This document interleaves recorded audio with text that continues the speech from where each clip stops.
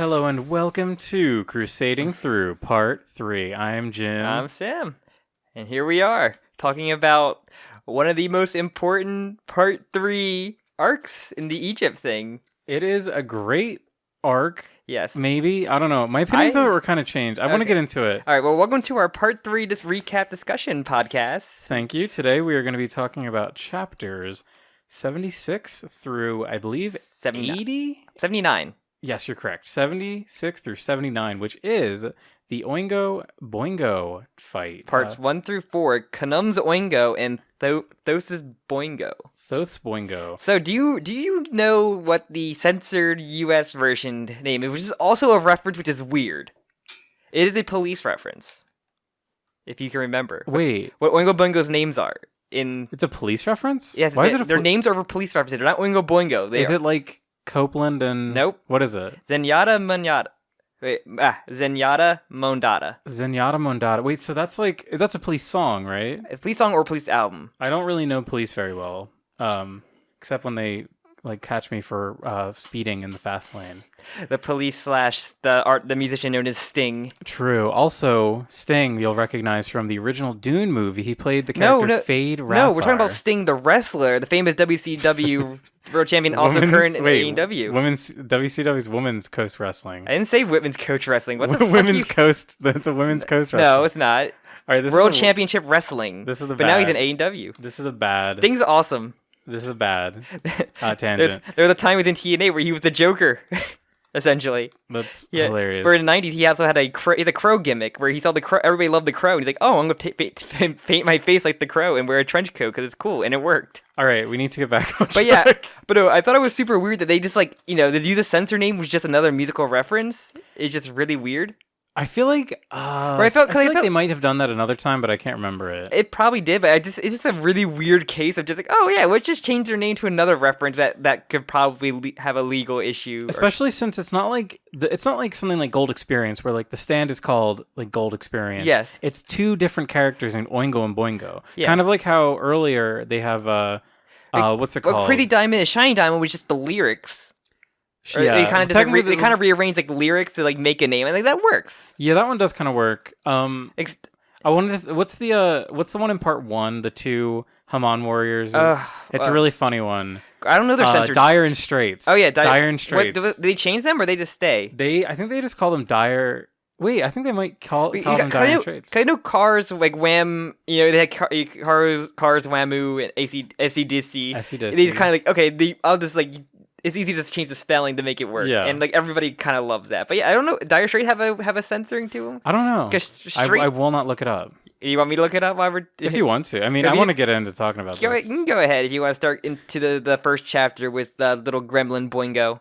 So we do need to talk about the 9/11 conspiracy. Oh yeah, Rocky predicted 9/11. Oh, I've heard this so many times. People always say this funny little anecdote of oh my OMG, Rocky predicted 9/11. Then I went back and read it and I was like, it's so weird. It's very. I don't see it. I see it. I see that the guy has. So okay, what happens in the scene? So I can't remember the name of it, but there's a very famous, what's a gate. It's like an ancient gate in Egypt. And Oingo and Boingo are both waiting there for a bus they're trying to get to the Aswan Dam. And there's a man that approaches. So we start with Boingo, and he's reading his Book of Thoth. Yes. His magical item that gives him his premonition. His stand is this book, which is interesting. I love that. I love how weird their stands are. Their stands are extremely weird. Their stands are very part 7 stand style. So so I just looked at the Dire Straits thing. It doesn't seem that because it just took the one singular name of each. Exactly. And just, that's why I feel like with Oingo and Boingo it shouldn't be an issue. Yeah, you would think so. But whatever, it's unimportant. I'm gonna call him Oingo. They could have done with Hall and Oates, and it's been fine. A whole horse. Yes. They did with that. But yeah, because just the thing is that he's wearing a 9/11 shirt with a plane flying in the background with the pole looking like a twin tower kind of thing. Okay, well I want to fight that because I think that's stupid. What happens is Oingo is sitting there, Boingo is sitting there. He's a little gremlin. I just love this panel of him just sitting there like a little fucking. His hair is literally double his size in some of the panels. But a man comes over who I'm assuming is Japanese because he's talking about like he wants to be a comic artist. He's a comic artist. He could just be a tourist. He is holding like text, or well, he's holding books with like Japanese text. I think he's eating like snacks. I think whatever, unimportant. But yeah, he wants to be a comic artist, and he's reading Boingo's comic. Well, the thing is, Boingo are both Egyptian, so it could just be written in Arabic, or maybe it goes in like whatever language. It could be whether it's like shifting texts that like whatever language you speak. I didn't even think about that. No, I was talking about his. He's holding like. Oh, I'm showing Sam. He's holding a box that has like kanji on it. Oh, okay. It looks like a snack box. Just something to read on bus rides, I guess. Just a box with like the snacks you're eating. Yeah. But so yeah, he ends up trading. He has like kind of a iconic like he looks like a Toriyama character to me a lot. Like the way that his eye shape in particular. He looks like so much like an anime character. But so basically what he reads like the Boingo's book, and this is the first time we see the illustrations, and it's also a stand that other people can see and read. True. And I do have to say, I absolutely love the illustrations. Yes. I can tell really, really fun. Araki had a lot of fun drawing stuff that's not like his normal art style. Just weird, like... I think it's really interesting how, like, consistent it is. Yes. Like, it's weird abstract art of just, like, very exaggerated, like... This is just something you would see, like, in your art class you would have. And just, like, this is just this weird era of just, like... I'm not sure what my art knowledge isn't too much, but it's, like, a weird, like, a term for it for just, like... It's very like surrealist. Yes, I would say impressionistic maybe, but it's like exaggerated art of like it's very surreal. Like the proportions are wild and wacky. The thing that's funny though is like their proportions are wonky, but they're like consistent. Like the way the characters are drawn. That's what I like about it. It's like whenever you see that, it doesn't feel like you just scribbled on the page. Like he had like a very interesting design when he did this. He had a lot of fun. It's probably another reason why he brought Boingo back. Yeah, really. Just so he could do this art again. And it's such a fun. I mean, like that whole idea of having like future vision or like precognition, but it's limited to like a book. Yeah, and it's only limited and you have to wait for the pages to load. Yeah, I think that's like really fun. It's such a fun idea, especially for a comic book, because like it like complements the way that you're reading it. But okay, I mean, like he does have a shirt that says 911 on it for some reason. There is one airplane. This is the thing. There's only one airplane in the back, and then sure there are these poles. But they don't look like the World Trade Center. It's the farthest stretch people go, but it's just weird. I have to say, I love the way the sun looks. He reminds me of Ding Dong.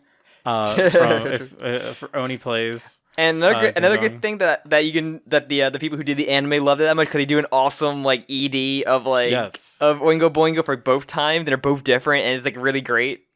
Yes, and the famous fan made ones of like LeBron and it was LeBron and Boingo. Yeah, I've seen that one. I love that. That was very good. Look up if you have a chance, look them up. They're great. So basically, in this first scene, we see this character. So this tourist character, he sees his own death. He has a horrible death.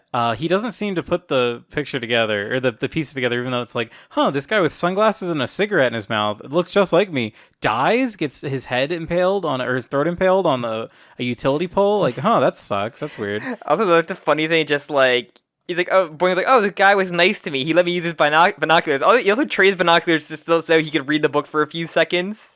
Yeah, it's kind of funny. Boingo is very like shy and timid, and he's kind of like in the middle of a character arc by the end of this. He was the original Pesci. He kind of is actually. It is really fun that he comes back because he is just like undeveloped here. Like he has like this start of like being brave, but he's not quite ready for it yet. This one feels like a Looney Tune. Yeah, okay. Almost. It felt like Rocky wanted to do a Three Stooges comedy, like slapstick humor, but it's an arc entirely told from the villain's POV, which is really fun. That's why. That's one of the reasons I want to give this arc some points because because I've seen the anime. This is like my first time reading it. I found myself like kind of not super into it near the middle bit. Like I was like, okay, the restaurant part. No, actually, I like that. It's the car part that I was kind of like, because I knew how it ends, so I was like, whatever. But I mean, it's still really fun. The climax is really good, and it's so novel that it is told from the villain's perspective. Yes, and it's also one of like they're having a stand battle without realizing it's a stand battle, but they don't even use their stands. But it's really funny. So yeah, the kid asks for when to buy the book, but that's when you get interested into Oingo, and they have their epic pose of like that action movie pose where the poster pose where just like the hero, it was like the woman like crawling on his leg, but it just is Boingo instead like on his leg. Boingo barely makes it to his kneecap. Yes. He is so tiny. Also, Oingo does have his name written on his shirt, which is pretty funny, and his hat is hilarious. Which is really weird when we see like he just has that shirt on like when he's as Jotaro and as a waiter. But yeah. So they also like learn that our gang in the book they're kind of see like, okay, what do we do next? And it's like, oh, the gang is gonna escort Kakyoin because his eyes are fucked up to the hospital essentially. But he also sees the bus crash as well, like on their way to, I guess, the city where they're gonna interact with the gang. So yeah, well, before that, they see the premonition. Oh no, the boys see the premonition, but also the gang also sees like the bus that crashed and the guy who got impaled on his mouth like horribly. Yeah, the stories kind of intersect here. But so basically, Oingo and Boingo wait for the second bus because like there's another bus that's coming in 4 hours, but they're smart and they're like, oh well, if this guy died, then the bus is probably gonna have an accident. So yes, they wait, and then they are two. It's a brief introduction. Our two groups kind of like intersect here when they find the bus accident. We see because that tourist, he's been impaled horribly. Strangely, his shirt does no longer say 9/11 in this shot. Does it? It's just a red shirt. Oh wow, that's hilarious. Araki fucking forgot again.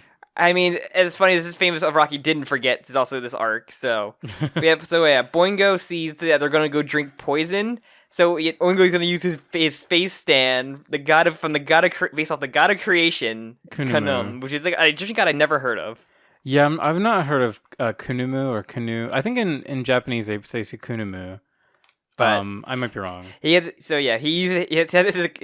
face stand. He knocks out the bartender with a fucking frying pan in the beginning of the next chapter, and it becomes like they've charged the restaurant. He owns a restaurant now. Yeah, it's really funny. Like this arc, I think one of the gimmicks of this arc is that there's a lot of like fun that they play with fate, and like there's a bunch of little things that like, oh, our characters would not have even gone to this cafe had Polnareff just randomly shot his cigarette in the air and then like walked towards whichever direction it pointed to.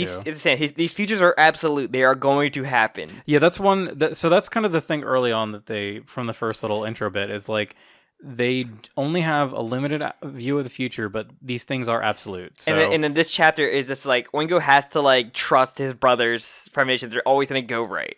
And this is also kind of like very in line with how JoJo handles fate. I don't want to be the guy, but we're gonna have to talk about fate.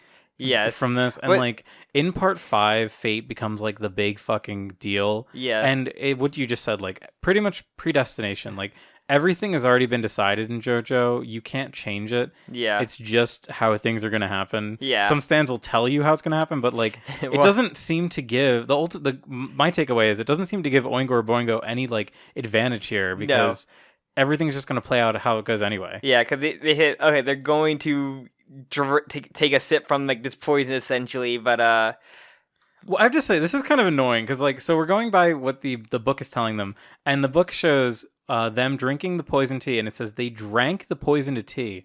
We do not see them drink. It touches their lips barely. I do not consider that drinking. Yeah, but also we get like Joseph like worried like, oh, we can get poisoned here and everything. Ponov does do like the whole like the trick and everything to point them in the direction, which does come back. But what, the cigarette thing? Yeah. Wait, does that come back? Yeah, I'll get to it then. Like if you didn't pay attention to that. So they go to get Cokes. Oh. They go to they go to get Cokes, and then it's like I guess just complain like, hey, your Cokes are warm. What the fuck? I want my money back. Like that's a weird thing to be like so outraged. Like how dare you get me something else to drink instead? Also, like, what is this man doing when he received the Coke? Did he not touch the can and immediately realize it's a bottle? You think like you would see? Did he not immediately realize that this was not a cold bottle or can, whatever? Yeah.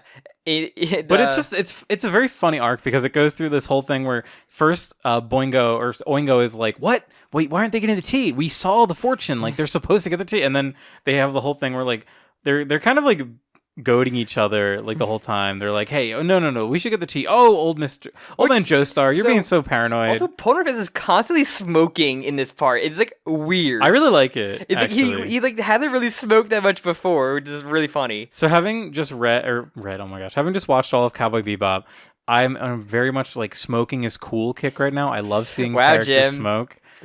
in fiction, demonetized in instantly. Minecraft, smoking in Minecraft. Jim is confirmed like trying to get smoking kids to smoke. I'm the camel that gives cigarettes to children. No, so it's Big Tobacco. Jim is part of Big Tobacco. It's true. I can't lie.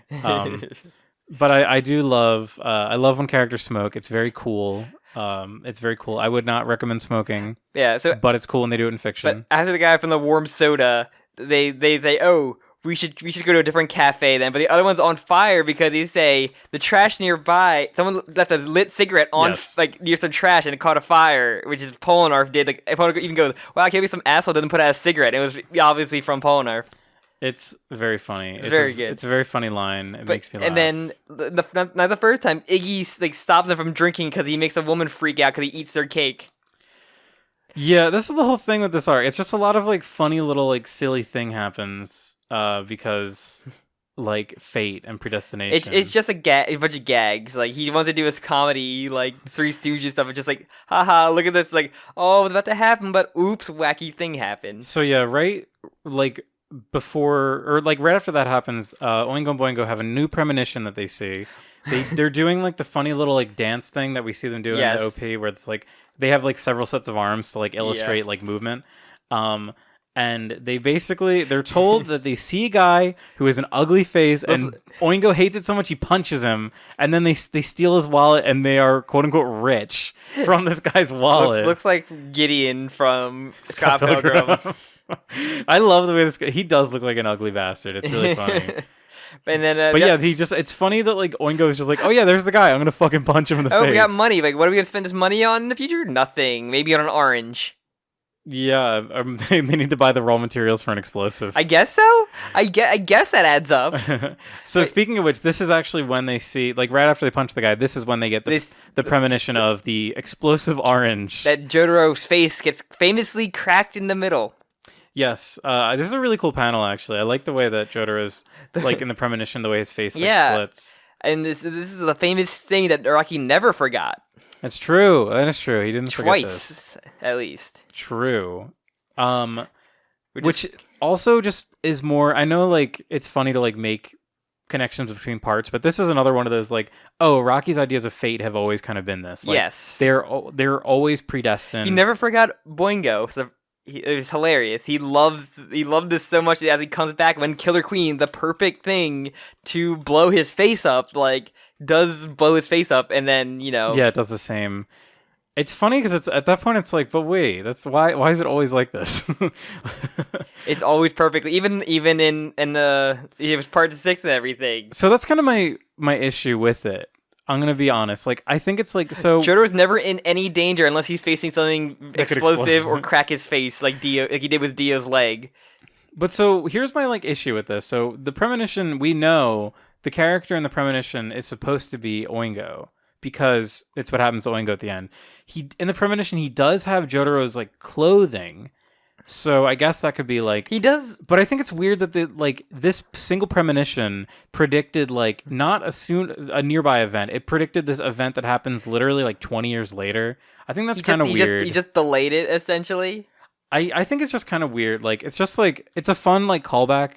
But it doesn't really make much sense because all the other events that we see predicted, except 9/11, they're all something that happens like in the very near future. Yeah, it just looks like a cool little detail. It is just a cool detail. I'm not trying to be like because it only comes up ever comes up twice. Yeah, I think that if you really like were to drill down, if I were to drill down more, I would be like more critical of it. But I don't need to be. We can move on. Yeah. So yeah, and this is where we get the whole orange bomb chapter, and he's like trying to put the orange in the car, and then he gets found out, and he makes himself Jotaro. This is such a hilarious like plan. So it's a real orange. Like not only does he have to like hollow this orange out, but he constructs like an improvised explosive device. It detonates when he peels the orange. It's really Oingo is like a fucking. He has the anarchist cookbook ready to get. Those are also the anarchist cookbook. Another detail on the back of it. So that's funny. Oh, also I do love. We do see the funny laugh. Oh, I was gonna say he's also his tall hat. Oh yeah, his very tall Oingo hat that he has. Oingo's tall hat with the huge fucking brim. It's very silly looking. Yes. But no, I wanted to say that I love Boingo's laugh is very funny. There's one panel where he's literally like stammering, trying to start laughing, like he can't do it. He's such like a little weird, like nervous, intimidated child. He is literally like in the most like stressful situation you possibly can, or just having to like blend in when he's like Jotaro, who's like the hardest person to blend in as, because you have to be cold and cool, never like breaking character. Like it's the hardest person out of the group to be, essentially. Yeah. So we learned that his stand can change his height, his weight, and his scent, and he uses hair to make the hat. Yeah, so that's like insane. So was the hat he wearing something that he like shapeshifted? Maybe. Or did he just use his hair to like just like overlay the hat? I think it's kind of overlaying, because like the one design thing that we see with him in this chapter is that the brim is still super long, like how Oingo's brim is. The hair just overlaid the hat essentially and just like shifted around it. Yeah, I think so. I think he just like created an illusion, because he's not able to change the clothes at all. Yeah, that's really interesting though. If he like made his hat out of hair, could he do that? But also that's crazy. He could turn into anyone. He like the whole physically. He has a Part 7 stand. He really does. Like him and Boingo have like a very Part 7 stand. But yeah, then it's just the funny little like... It's the meat spray if he himself is the meat spray. Yeah. But then we have a whole, is the imposter sus. Yes. He is among us. Because he asked like, oh, what's up with your clothes? Why does it say Oingo on it? They're so dense here. It's like, what I love is like the payoff at the end. He got the two stupidest like people to do this with. I really do love the payoff at the end of this whole thing, where it's like, all of this time that you think they're catching on to him not being Jotaro, it's not. They were just they're just like fucking with him. No, but they didn't know. Like no. They like they just didn't know. Yeah, they thought it was Jotaro just being like weird and sick. Yeah, because they're just like when you act weird, just you being sick. Yeah. It's just, I think it's really funny how this whole time as a reader, I'm like, oh, they're figuring it out. They're figuring out it's not Jotaro, and they're not. They're just being a dick to Jotaro. Yeah. Oh, I thought your clothes were at the cleaner, or you must have got your clothes back at the cleaner. It's also like the worst lie ever. Like, oh yeah, I went to the dry cleaners. Like, we just got here. like your clothes weren't that messed up from the Iggy fight, I don't think. Or from the End-All fight. Oh, I think we did also, I don't know if it's at the very end, but we learned that Avdul's wound wasn't that bad. That's something that that Joseph says, I think.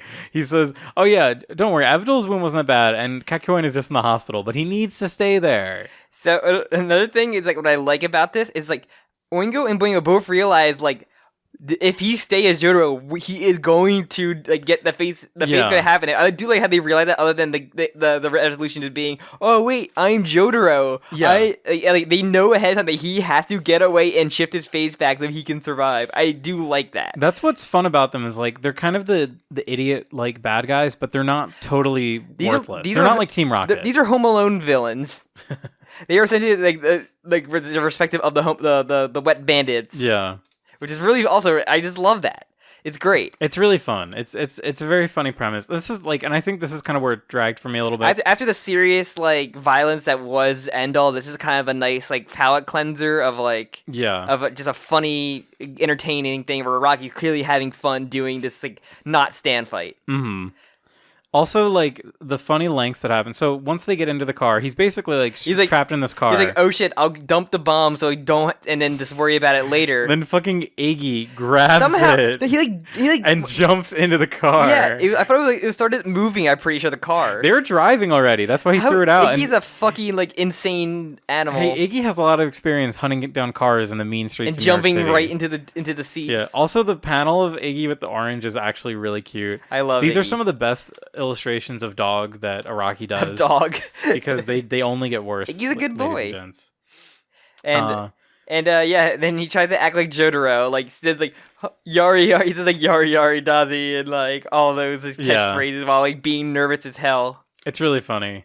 It's I like when it's a little meta in that way too. It's like it's kind of poking fun at like how one-dimensional Jotaro is. Like, yes. Even his close friends and family can't tell it's not him.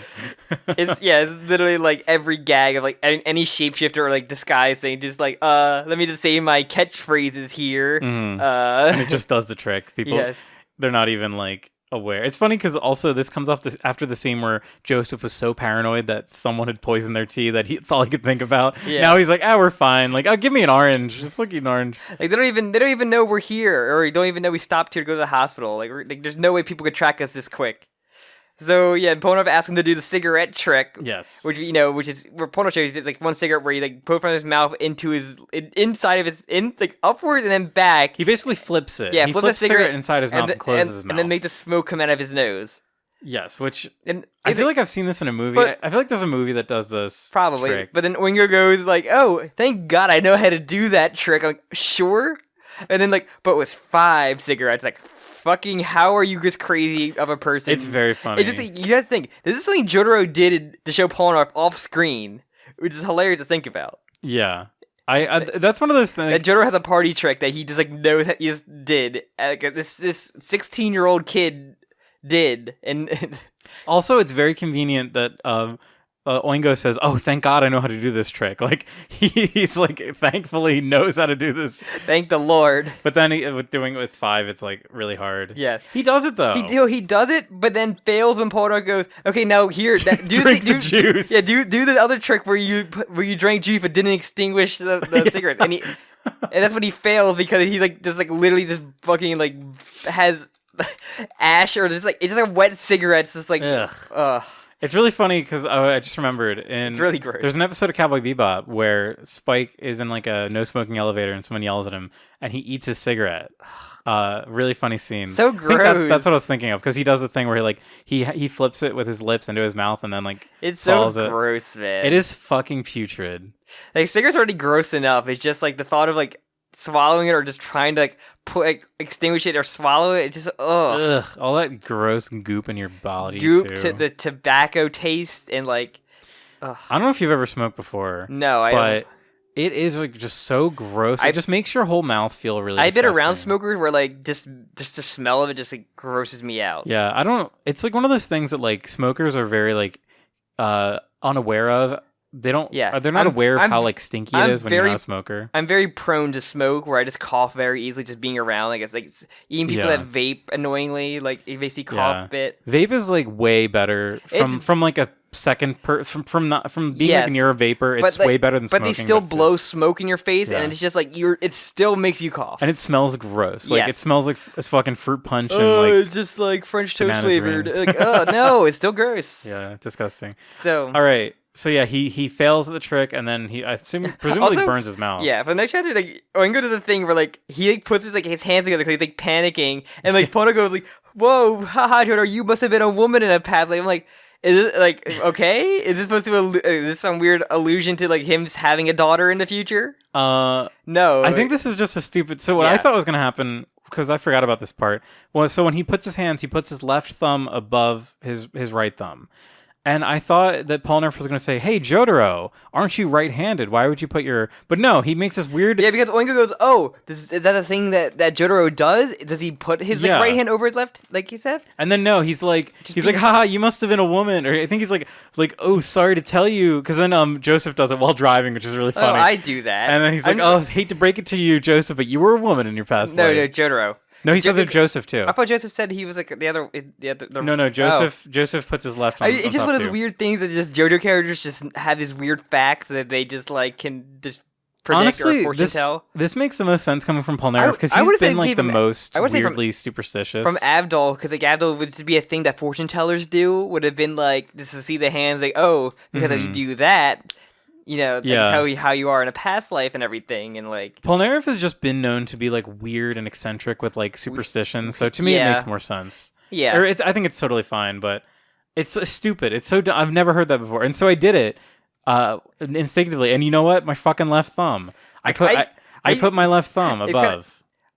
Did you? Are you righty or lefty? What did you do? I'm a right. I guess I would do like this. I'm my left hand, but I kind of just do both fingers. But I guess you'd be left over right. So for me, I guess I was also, according to Polnareff's test, I was a woman in a past life. Do the test yourself and learn in the comments what you are in a past life. Yeah. But so Oingo like really panics hard, like he's going like fucking crazy, and like Pono grabs the orange. He's about to. he's making like a pog face as he's about to eat. Oh, you go, don't use that art. That's the one Iggy had in his mouth. And like, what do you mean? It's fine. Just like it's just the peel. It's very funny. Like, it's really fucking funny that he's and Polnareff even like points it back towards him. He's like, if you're so squeamish about it, I'll eat the orange. Like, it's all about like making Jotaro feel bad in this arc. It's really funny. His friends like treat Jotaro badly. They're kind of gaslighting him. It's like they're both kind of gaslighting each other here. Actually. I'm sure Jotaro gaslit them at some points, or like literally like Jotaro's whole existence is gaslighting. Yeah, he's a yandere also. But so he basically like this, I gotta go take a piss. No, he's like, because he's trying to fake like a sickness. I think he's trying faking to be sick. Like diarrhea. He's trying to say diarrhea. He's like, I'm gonna be sick. I need to piss and shit, and maybe even cum. And like he basically just goes out and just like runs away. Like, I'll catch up to you guys. And like, I made it way far enough. Time to shift my face back. But Porter just throws the fucking orange out the window and blows a boingo. It's really funny. So yeah, the one thing, his real goal here is not to even get away. It's just to change his face. Like, but he can't do it in the car because then they would just beat him up. Yeah, because this is a fun scene because he has no offensive stand. Like, his whole thing is that his stand is very passive. Yeah, so it's a very like, you have to be. He would never be able to fight them. He's a stealth like infiltrator. Yeah, that's why Oingo and Boingo are a terrible like tag team because they both have like inactive stands. This Oingo and this child were paid by Dio to take them out. Like little Boingo was like, I think like you said, we got comments about it how Boingo in the anime was like drawing a really short guy in the rows, but in the manga it was like a tall person. Yeah, it's like 8 tall men or whatever. Yeah. So yeah, and then they won without knowing or trying, which is really great. I love that. This is what it gets me get these fights of just like passive like Beetle Tendency or the dice game where they're just like trying to get one over each other with only one of them maybe using their stand, the other one not. Yeah, it's great. I love that. It's really fun. In this way, it almost feels like a Part 8 fight because like that's the thing I loved about early Part 8 was that you have so many stand fights where the stakes are incredibly low. Yes, this one the stakes are kind of high, but like the actual like combat is not combat. It's like they're trying to. It's like mind games. They're also like not killing him with their stand. They're trying to kill him with like poison or bombs, which is really funny. Yeah, because their stands can't. Their stands don't have any like offensive ability. I know, which is kind of funny with like as we know like certain durability with people where like this is like nothing to a lot of people. It would be interesting if like Oingo tried to like he could like turn his arm into like a weapon. Yeah, you know, like characters like that in movies. Like, the art, like, the shapeshifter arm, they'll turn like a blade or something. Like Liquid Terminator can like in Terminator 2 like, change his arm to his blades like it was for the entire like most of the weapon in the movies, which is like a blade arm essentially. So it's funny about that. So yeah, that's kind of the ending. Like. So actually there's a little bit of a funny payoff. So yeah, where Oingo's KO'd and Boingo comes up to him. And yeah, Boingo's whole thing, he's like, no brother, I'll do it. I'll go kill them. And then they get surrounded by all the guys who are friends with the guy they punch for being ugly, and then they get beat up. It's literally like an opposite of Pesci, where like Pesci, this is my character arc now, but then just imagine if like the people on the train got back up and beat the shit out of Pesci. Basically. Once they got unoldified. Yes. He got youngified. And then so we have a funny scene at the end where they're sent to the hospital. Yeah, and Jotaro is like, "Hey guys, what's up?" And they're like, "Whoa, how'd you beat us here? You left the car and were shitting and farting before we and even coming got there." And then he's like, "Oh yeah, whatever." And then it's just like, yeah, the Oingo brothers give up, but that's not true. They don't give up. Well, one of them does, I guess, technically. Because yeah, we see what's his face come back. We see Boingo's wounds were too bad, and since Boingo was a child, I guess they went easy on him. But so they see Cat Queen. His hospital bill is 46,350 Egyptian pounds, and I did the. Oh, is this is the next? This is Anubis. Yes. No. It's the very end of the chapter, isn't it? Anubis Part 1. Oh.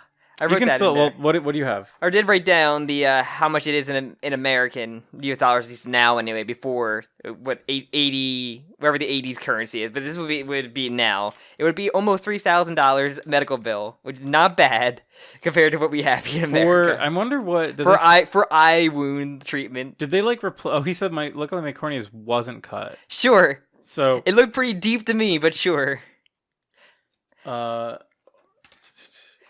But yeah, so it's not like they had to do like a corneal transplant or something. No. All right, whatever. We'll talk about that next time. I do have a little bit of trivia for the end of it. Yes, okay. I wanted to say, is there a movie reference here? Because I can't think of like anything at the time. I can't, because really the gimmick here is like the precognition. Yeah. And I can't think of like a movie, or especially it's always like horror movies that he was inspired by, that has this as like a feature. This feels like not to say it's like totally original, but like if like a movie with there's probably like classic horror, like a horror or like a Twilight Zone thing of like we have a premonition, like we want to avoid it, but like it's always absolute. The future is. I guess it's like the Time Machine kind of. Yeah. Except that's about like time travel, but it's still the same idea of like. And this is the first time we've really seen like the idea of fate being absolute, because there's always this like discussion in JoJo, especially from parts 1 to 3, about how like the Joestars are like always inevitable. They're always going to clash with Dio. Yeah. So this is the first time that we see like a stand able to confirm the idea of like I guess determinism is the right word, right? Yeah. Like everything has already been predetermined. So fate is just kind of like gonna happen regardless, which I think is like whatever. It's one of those things like I don't like knowing about, because it's like, oh, then free will doesn't exist, I guess. Yeah. Because there is no free will if everything is predestined. Because that's exactly what this chapter proves, is like if free will does exist, this is really heady discussion for JoJo. If free will does exist, then everything that Oingo and Boingo do is futile. Yeah. And if free will doesn't exist, then the characters don't have any agency over their lives. It's just whatever's going to happen is going to happen. Yeah, it feels like it's like a lose-lose. But I feel like this could have been a Twilight Zone episode. It feels like, like someone getting like a book, or like, an artist gets like visions of like and draws the future, and to see like it always ends up like this.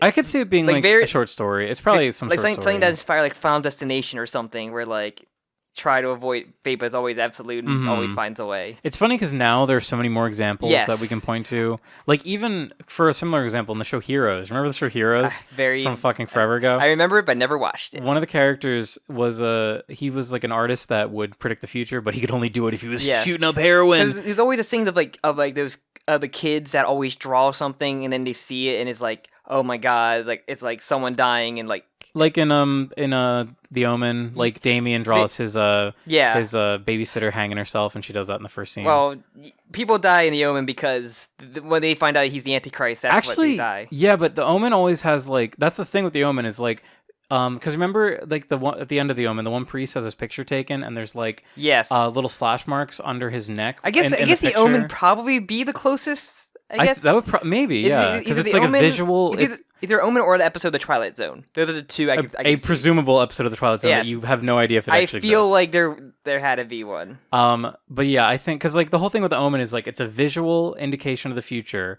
that predicts a death or something. Because at the end of The Omen, the priest gets his head cut off by a glass pane. I think that's the original one. I remember. It's really clunky. It's really funny how it looks in the first one. In the remake, they made it like sillier actually, because it's like a metal sign that swings down. Whatever. I've seen The Omen. I've seen the remake. I haven't only seen the original. I might have seen The Omen 2. I remember the 2 one had one where like some person died in that fucking elevator, and it was like horrifying. Oh, maybe I didn't see that. Yeah, I remember seeing The Omen a long time ago. I was like a kid when I watched that movie. Little Damien. That's a good one. That's a good horror movie. I like that idea. The fucking Omen's a solid ass. It's a really fun idea for a story. Oh yeah, I bet. So I want to see. Isn't there one where like it's like Damien's daughter or something? She's like double devil daughter. Maybe I know there's like 2 is like a continuation. 3 is like him as an adult like running for the for office or like for a government position, because of course that's what Antichrist would do. That's really fucking funny. Also, I just had incredible deja vu when you said that. I feel like someone must have told me that recently. I had to sneak to watch the Omen movies as a kid because Grandma wouldn't have any of that to see 666 on the screen. Because also he had a 666 birthmark, which wasn't like suspicious at all. Oh yeah, that's right. But oh, okay, but yeah. So we move on to the trivia. There's not much because I'm saving the fighting game stuff for when Boingo and Whole Horse come out, because that's the character. Yeah, because I was gonna say there's not an Oingo Boingo character. No, Boingo is like in the background for Whole Horse, and there's 2 Whole Horses in that game. That's right. There's one with but Hangman. There's no Oingo. No Oingo. The only other thing I use is Boingo is like the gallery mode template for the Heritage of the Future because the book is just used. That's clever for the like gallery. I always love when they do that in fighting games. Yeah, like they're really clever about like the and I'm pretty UI. sure the character select screen is like a book inside that game as well. Mm-hmm. But Thoth is inspired by Araki thinking about his own future after recently getting married. That's interesting. Yeah. Also, Thoth is in Smite, and he has a very powerful number 4. He's a ranged DPS that can just do a super mega cannon. But he's also the god of knowledge. Knowledge. That's why he can. Very infamous. That's why he can fly around, and his 3 is a sun. That's why he has Boingo has a very large hat because he's a bird, so he has a very long beak. True. I'm not sure about. No, Boingo. Boingo. Oh, Boingo also has a large brim too. Yes, they both have hats. How do you know they're brothers? Well, Boingo has like a Jotaro hat thing going on. Look at it. Like, look at Boingo's hat. Like, it's actually not. It's just his hair. He just wears like a visor. I swear the visors get bigger like in every panel. Or they're like very inconsistent. It's very inconsistent. Boingo, especially Oingo, his brim is so fucking long in some chapters. Yeah, I'm trying to say because like I don't know much about Kanum. I want to know like what he looks like if he has like an animal head. Okay, he has like a deer head. It looks like. I think most Egyptian deities like a antelope head. An ibis or gazelle head. I guess it could be more gazelle. Kanum. Actually, please click on it because I need to know. Is it an ibis? Wait, ibis is a bird. No. And wait, ibis, ibex. I'm saying ibex. That's what I meant. Let's see. One of the earliest known deities. Okay, they're talking about mother's wombs. Let's not talk about that. Kanum. Offspring. Serket. He's a ram. Ram with horizontal twisting horns. Ram's head. Okay. His offsprings are... The only one I know is Serket, who is the goddess of poison. She is an assassin in Smite. Yes, she is. That's her Smite talk. Okay. Ibex are from North Africa as well. But his horns don't look like that. Yeah, well... what's it called? The drawing / of him are like, they're gonna vary in horn length. But God, do I need to do an Egyptian god card fact? Of course. Do you have any? I got my Yu-Gi-Oh knowledge in my head. Is that all the trivia? Is this all the trivia? There wasn't much about Oingo Boingo in the trivia. Besides the 9/11 bit, which we already talked about. Well, that's not even trivia. That's just like a theory, like conspiracy theory that JoJo fans have. The game theory. Don't get them ideas, okay? My Egyptian god card fact from Yu-Gi-Oh is there are 2 archetypes in Yu-Gi-Oh based off Kamen Rider. One's called Insectors and one's like masked heroes. And of course they have the mask gimmick of just having being bug Sentai heroes essentially. Wait, what is it? They're god cards? They're not god cards. They're just this archetype. Is just a Yu-Gi-Oh fact. Yeah, this is I can't do god card fact because there's only like 6.